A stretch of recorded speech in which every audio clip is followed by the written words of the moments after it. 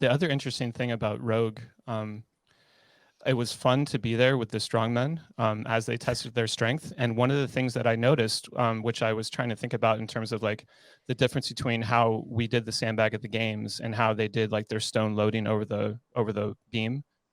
It's a very binary measure of success or failure, right? So the problem with the sandbag one, and I don't know if it was a problem, there wasn't really anybody out there that I would have called out like, that wasn't a good rep or this is a good rep.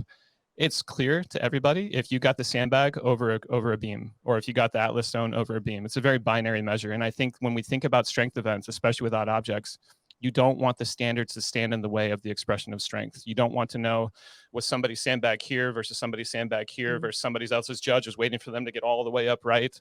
I want to know that we're all testing strength equally and we're removing as much of the subjective judging out of it as possible. So every strongman event that I saw, it was just really clear. You either did it or you didn't. You either pulled that roller coaster up to the top of the hill or it didn't make it there. You either got that thing over the beam or it didn't get there. You stood up a deadlift or you didn't. Like, it was just very, very clear. And so for me, I don't watch a lot of strongman stuff, but I could follow along. And so when you think about putting together an event that tests strength, but it also presents itself as a good spectator spectacle, that's what you want. You want everybody to know exactly what's happening. Was that a good lift? Was that not a good lift? What's the scoring like? There's no tie breaks associated with it. So I thought that was an interesting way that people like Rogue could look at that and think, how can we look at what's going really, really well over there and try and bring it over into our domain so we can learn from people who have actually figured it out. So something that was interesting when I was at Rogue, I was just working in the lobby downstairs, and one of the strongmen were there just asking questions about, what the CrossFit athletes were going to be doing. And we talked about the log, and, we just heard about the log 2 weeks ago. And the first thing that came out of his mouth was like, what? You heard about this log 2 weeks ago? He's like, Yeah. if we did not know what our events were, I would not be coming. He's like, and the Wow. purpose of this was, if he hasn't touched a log, in a month or two, his biceps are not going to be ready to be pulling the log the way it should be in order for him to get his absolute best. Yeah. And that was interesting hearing it from his point of view, because we're coming from the unknown and unknowable constantly. And it's like, be really, really good at everything. But then it becomes this matter of, well, if we gave these athletes enough time to practice these things, we might actually be able to see more athletes moving deeper down the line to this heavier log, where it's not just Danny doing, the heaviest log. There's one or two or three others. There's not 8 people leaving at, $180 on the log. Yeah. Maybe they're spread out a little bit more. So it's, if I don't know if that's the direction that the sport needs to go to, it would be nice for us as coaches so that the preparation becomes better, so that the spectacle becomes a little bit better. It's easier for the people running the show to be able to put these things together and know for certainty, like, okay, these are the weights that we've been communicating with athletes on the phone or whatnot. But it'd be very interesting to see that. And look, it's nice to have a surprise, but for the most part, if you want these athletes to truly be prepared, I don't think there's anything wrong with letting them know like 2 months in advance at the very least, to be able to peak things. You solve so many issues with just a little bit more advanced notice. I think that when we think about constructing an event or constructing a competition, like, there should be a priority list in terms of what it is that what boxes you're trying to check as you go down. I think top of the list is probably athlete safety, making sure that you're not setting somebody up for hurting themselves with something that they've never tried before. And then after that, you want probably clear standards. How is this thing going to be judged? How is this going to be repped? What's going to be a no rep? You can release that stuff ahead of time. And then you probably get around a lot of the arguments in the back room that we saw of people complaining about what the standards are, because everybody was on the same page 2 weeks ahead of time, 3 weeks ahead of time, 4 weeks ahead of time. And then after that, after you do safety, after you do standards, then you figure out how to create a spectacle. Like, then you figure out, how can we add excitement to this? How can we make this easy to follow, but also high energy, but also allow the athletes to really express what it is that they can bring to the table? Like, who is actually the strongest in this expression? So I think even that's probably different even from strength. That's probably just events in general. You put the athlete safety first, give them enough notice that you protect them. You give them time to play around with the instrument, put the standards out there, just make them known to everybody. And then also, just after that, then you create an event that's exciting to watch. With the evolution of the sport, do either of you think that eventually we will get rid of the unknown and unknowable to allow these athletes to really shine and show us their true potential? I mean, I think that I'm really biased, but It's a I think that loaded you can, question. yeah, no, I think Matt and I are probably on the same page in that I think a lot of it is just it's unknown and unknowable for the sake of unknown and unknowable, and it's kind of losing its value at this point. I think that you can still give the athlete unique movements, unique combinations, unique time domains, unique tests that they've never seen before. All of that's fine, but you cause so many problems and headaches by trying to keep everything secret, by trying to keep it all. You don't know what equipment you're going to use, you don't know what movements you're going to do. You might not have ever seen this thing before, and now you've got to try and max it out while you're desperate for points on the fourth day of competition. Like, there's a lot of the unknown and unknowable that I think could kind of go by the wayside, but you can still maintain novel events and unique movements and test these athletes' ability to adapt on the fly. So I don't know. I don't want to speak for Matt, but like in my head as a coach, it's like we could do without a lot of this, I think. Yeah, I think at the very least, a good step forward would be like, hey, expect this equipment, kind of like what we get for the open. Yeah. Mm, We get like this is a list of what we can expect, and then leave it up to the coaches and to discover how we're gonna get these things implemented. A great example of that is even though we saw the log from Rogue come out 2 weeks before, and I'm sure Adam, you didn't know whether it was going to be for reps, you didn't know whether it was going to be for load. We had to figure out both. It's like, okay, Yep. what can we build up to a heavy now? What can we actually like move around? Let's test some different Mhm. ways and different theories. If that can at the least happen, like after semis, we just get like the list of things. It's like, okay, because other than that, it goes, what has history shown us? We've seen this, we've seen this, we've seen this, we've seen this, we've seen this. And it's like sandbag time. And it's kind of what Adam was saying. It's like, I mean, there's a list of athletes that I can just remember just off the top of my head where I'm looking at it and I know they're about to call it a good rep and the sandbag is here. And then you have these other athletes truly working to get the sandbag up here. And it's like, if you can just get this figured out, show us the standard, let us know what is going to be like, considered rep, no rep.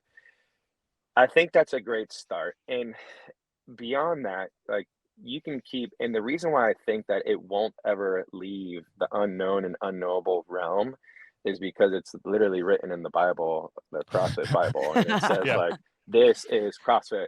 Yeah. And so now, granted, if you're trying to get the absolute best from these athletes, you can still create that unknown and unknowable. Just, give us the list as you do in the open, but then it stops at semis and then it stops at uh, at the games as well. I even think like quarters even comes out with the list. Now, granted, your yeah, they list do. at the open in quarters, it's like it's inside of your gym, and so you can only do so many things inside of there. uh, you know, that I don't know, that I feel like that would be the first place for them to begin. Meal prepping is a huge part of my routine and lifestyle, but one of the biggest headaches for me is going to the grocery store and trying to find high quality meat that I can trust. That's why I recently turned to Butcher Box. There's a ton of different options when it comes to deciding what's in the box, from 100% grass-fed beef to free-range organic chicken, pork-raised crate-free, and even wild-caught seafood. They make it convenient to get all that protein in without the headache of the supermarket. For me, I went with the customized box so I could pick exactly what I like to eat, or more in my case, what I know how to cook. But if you're feeling like getting more comfortable in the kitchen, they have recipe inspos to bring your very basic cooking skills, like myself, to chef level brilliance. Tacos are a staple for me, and Butcher Box helps keep them fresh and high quality no matter which box I choose. Use code Chalk Up to get a discount on your box so you can hurry up and get cooking.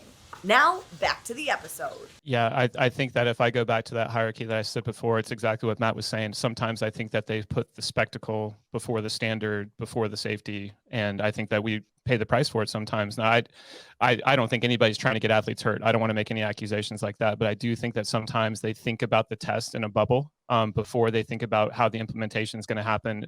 Are you actually getting a true expression of strength from these athletes if it's the first time that they're touching it, or if you give them 2 weeks to touch it? It's a challenge for us. It's a unique challenge, but it's also a frustrating challenge sometimes to not know what's coming up. I know that it makes for exciting moments, and I know that that's what keeps them coming back. But I still think that you can capture a lot of that excitement and maybe even a little bit more. Like maybe we can see even more about what these athletes are capable of with some notice, with kind of, again, throwing away some of the unnecessary aspects of that unknown and unknowable. So specifically with the CrossFit Games, obviously their ultimate goal is to find the fittest man and the fittest woman. Is there value to the unknown and unknowable to getting to that result? Or is it just for the spectacle of it all and kind of to catch people not knowing what to expect? But is there true value in unknown and unknowable?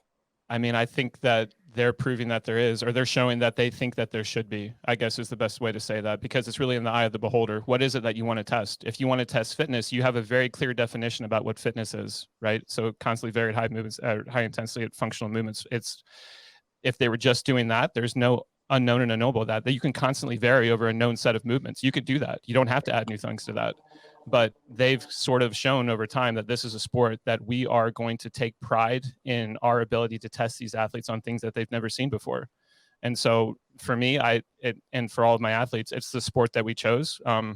We have to live by their rules, and we know that that's their bias. So it's, whether it's right or wrong or whatever my opinion is, it's not my decision to make. So we just got to play the game by the rules that they set forward for us. Yeah, I think it's a good place for us as coaches and programmers to say, okay, this is what we're working with each athlete, and what is something that we could potentially see when the time is right. What is something that we could potentially see? It's what, and I guess we can use the gymnastics and the amount of changes that we've seen this year at the CrossFit Games.